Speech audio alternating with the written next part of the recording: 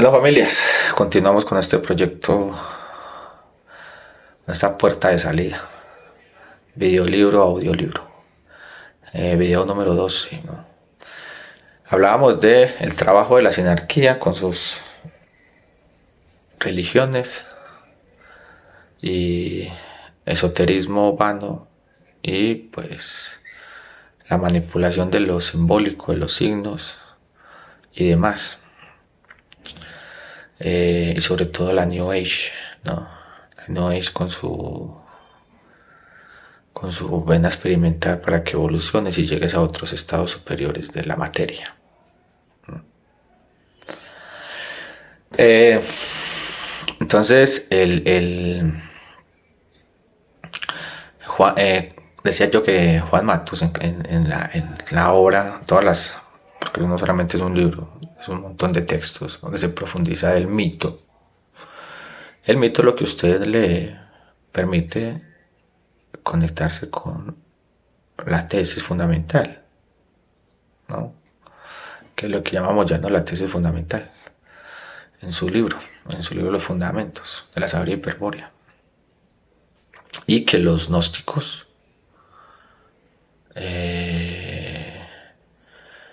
es más, los cátaros lo tenían muy claro en su escuela cátara.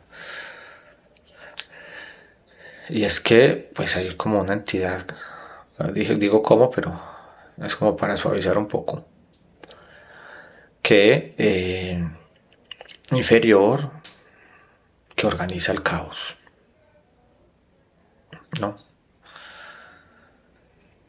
Entonces el mito de Perseo, por ejemplo, el mito real de Perseo, el mito de Nabután, el mito de Castaneda, del águila que devora energía, ¿no? Que eso es lo que se llega en el momento a expresar Matus a Castaneda. Y es como que esta entidad pues necesita que se actualice esa energía que se ordenó desde el principio y que fue evolucionando hasta llegar a lo que tenemos ahora.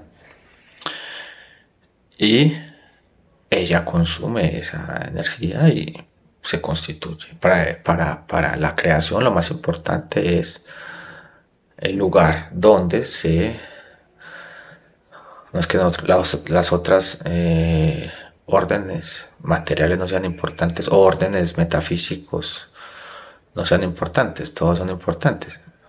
Solo que ellos constituyen lo que es más importante, que es el nivel de o esfera de luz en la psique, la conciencia de cada uno, o afuera, pues el plano de manifestación de los entes, lo que usted mira y ve, que es la realidad, que es ahí donde se manifiestan las actualizaciones de los entes, ¿no? Todos trabajamos inconscientemente para eso, para afirmar un mundo, conformar un mundo. Somos conformadores, aquí no somos creadores, aquí somos conformadores de la... Descubrimos un ente, descubrimos su designio, lo estructuramos adentro, le damos un contexto significativo, el contexto significativo que recibe afuera. Nadie podría reconocer un ente externo si no tuviera un contexto significativo, o sea, un contexto en el que está sostenido. Y le damos un sentido, por ende, creamos una cultura, y somos conscientes de esa cultura y vivimos bajo los preceptos de esa cultura, que son las premisas morales. Y de ahí no nos salimos. No.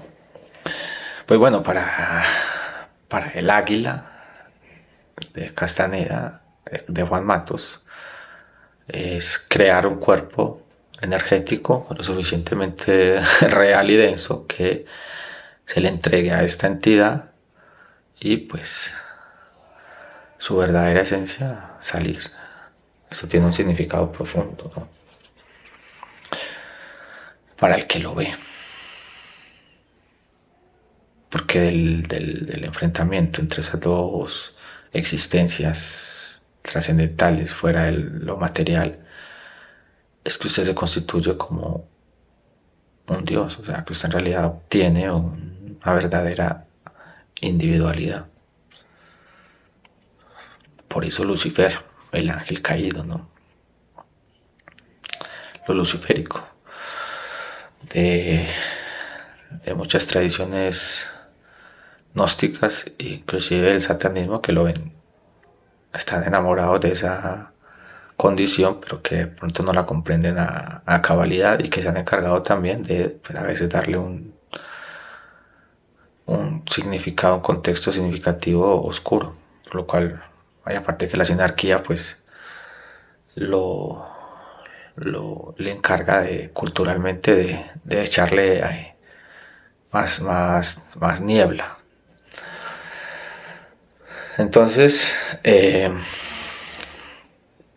mito con el que usted se conecta es el mito que usted le permite despertar. Entonces, primero hay que despertar, ¿cierto? Para poder empezar una acción de liberación. El tema es que en la época actual en la que estamos es difícil, es complicado, porque, como digo, todas las escuelas de iniciación hiperbórea, pues como han habido tan pocas, o iniciación real hacia lo espiritual, pues están perdidas o están ocultas, ¿no? Nada raro que la obra de Moyano haya salido en esta época, en este momento de tanta oscuridad, y se haya manifestado en la esfera consciente, o sea, afuera, a la vista de cualquiera, porque no hay más ayuda, no hay otra ayuda. La sinarquía tiene ocupado todo, el enemigo tiene ocupado todo, todas las instituciones, armas, y está trabajando sobre, pues, la virilidad de los hombres y la feminidad de lo femenino. Y eso hace que usted tenga muy poca capacidad de acción, de defensa, de lucha, que ese es el famoso dragón de Sodoma y Gomorra. El dragón fue lanzado a los hombres. Hay unos hombres que todavía se mantienen firmes y no se han dejado derretir por el fuego candescente de las fauces del dragón de Sodoma y Gomorra, ¿no? Pero el objetivo es totalmente borrar la virilidad. La virilidad es aquello que le permite a usted conectarse con lo espiritual y divino, el bril. Después, no sé, ya más o menos comprenden el concepto bril. Pero es un auxilio que usted recibe de voluntad para enfrentarse a lo que es abrumadoramente superior, ¿no? Sin miedo a represalias, sin usted proyectarse en el tiempo de qué me irá a pasar o no, porque usted ya tiene una identidad original a la cual nada le sucede, nada le pasa. Como es inmaterial, no tiene un destino o un castigo, digámoslo así. Lo material solo puede castigar lo material, ¿cierto? Por eso es que aquí todo funciona con premios y castigos.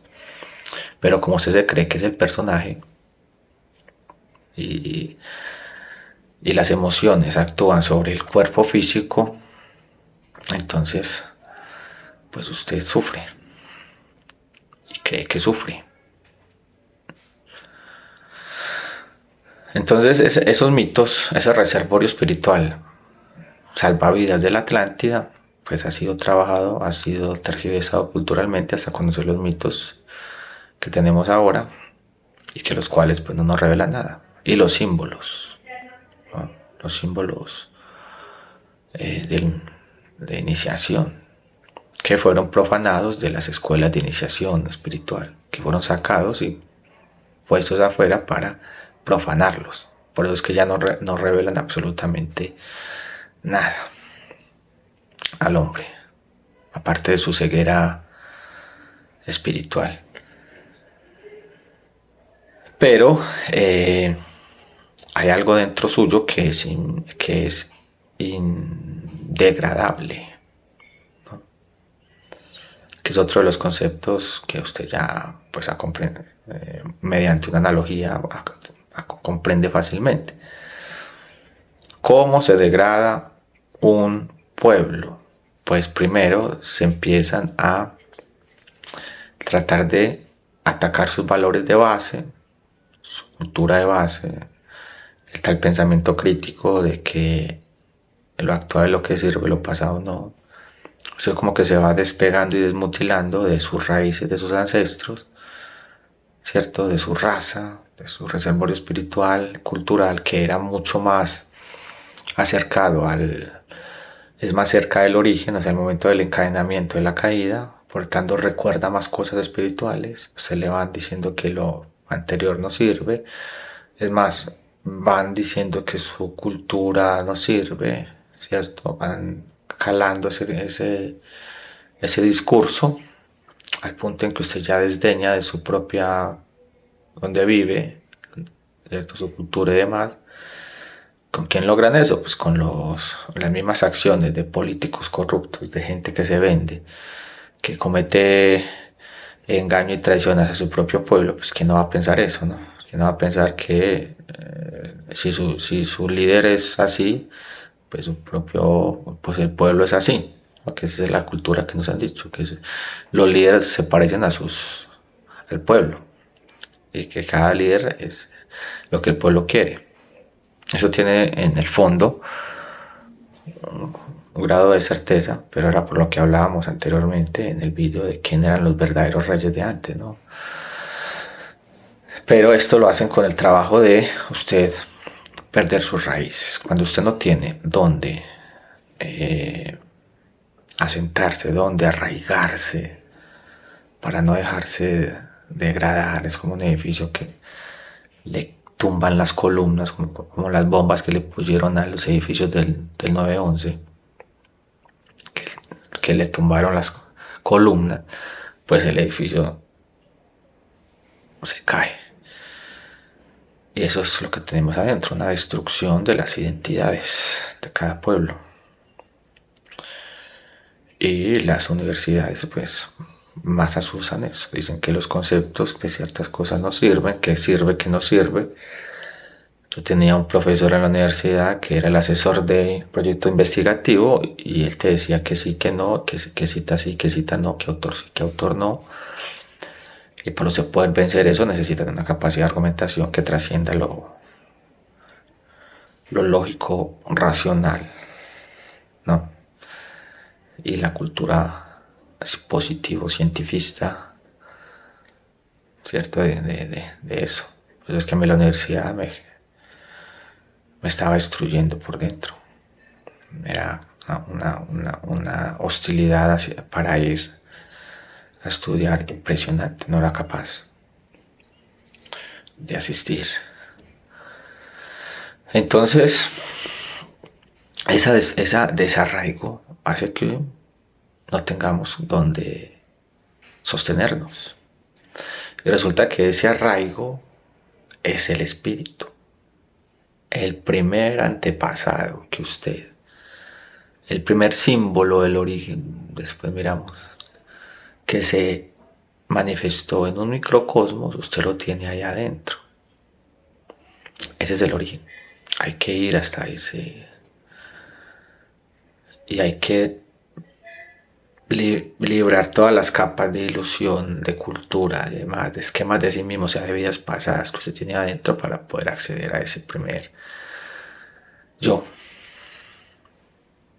Para usted poder arraigarse y conectarse y no dejarse degradar de la actualización del programa, de lo que ellos pretenden. Entonces, cada vez que hay una reevolución, lo que hay es una destrucción de la cultura pasada para una nueva y tratar de olvidar, ¿cierto? Todo lo malo que hemos sido y lo que no funciona y sirve por un nuevo paradigma. Habrá cosas que sí, que son destructivas. Ahora, hay que diferenciar. No es que nos vamos a ir a hacer cultos al bosque, a vivir otra vez en el bosque como nuestros antepasados, ¿no? A lo que me refiero es a encontrar la identidad que cada uno tiene adentro, no importa en el lugar donde esté. De eso se trata esto. De eso se trata el verdadero camino del Virya, del hombre occidental, al que nosotros nos referimos y al que se refiere Ollano, y al que se refieren otras tradiciones cuando hablan del laberinto en el cual cada uno vive, donde le toca nacer. Porque si usted no se individualiza ahí usted, usted podrá estar en cualquier parte, en cualquier contexto, en cualquier momento, y ese contexto absorberlo. Se podrá ir a buscar una tradición milenaria en el Tíbet o en la India, o ir a buscar una tradición milenaria de los persas, ¿no? De los andinos, todo el reservorio de la cultura de los Andes y demás, y perderse ahí, quedarse haciendo rituales como el que escribió, el que escribió, no, el que lo tradujo y el que lo sostuvo y demás, como una obra importante que terminó haciendo pues, rituales paganos en el bosque. Eso no se trata. Se trata en realidad de encontrar esa identidad real en cualquier mundo de ilusión en el que usted esté, en cualquier laberinto, para que no el enemigo no lo degrade, no le actualice a usted las cosas.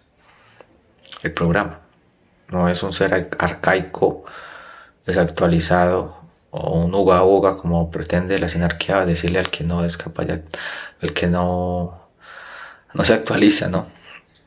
En realidad es una conexión con una verdadera sabiduría, un verdadero saber. Es más, el que accede a eso tiene conocimiento de todo, de todo. Cualquier cosa que, que se pretenda tratar, es capaz de tratarlo. Es como algo integral, lo que la academia ahora trata de vender como metacognición. Bueno, son personas que están mirando, accediendo a eso y que les quieren capitalizar en favor del sistema, de la sinarquía. Porque si estas personas logran, en realidad, ver lo que están percibiendo y descubrir, pues resulta que eh, esta realidad alteraría el orden de las cosas totalmente. Lo cambiaría. Me dolió mucho, por ejemplo, saber que Germán Gess era una de las personas uno de los escritores que yo leí bastante, que mediante sus obras recordé muchas cosas, pues que en realidad, no sé si consciente o inconscientemente, pues sus obras fueron capitalizadas, no sé si porque él lo quiso así o después de su muerte.